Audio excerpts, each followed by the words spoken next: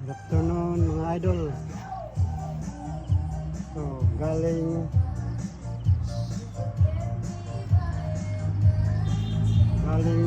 Santander to Cebu.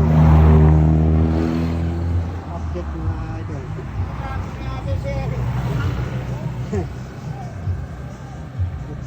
Ayun mga idol, wala naman nasirang mga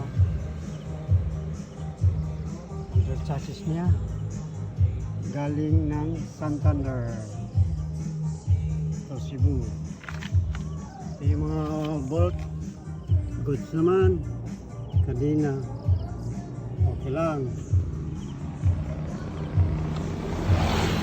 Ayan, wala nang issue, good pa rin, lagi issue mga idol.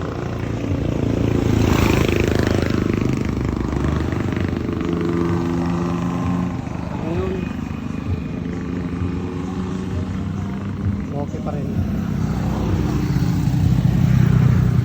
Yung udo ko ay 300 pa rin yung udo.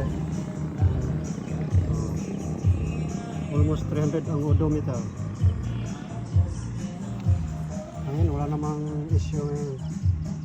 Walang issue, still good. Clean.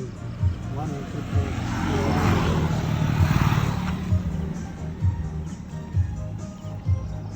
Salamat mga idol.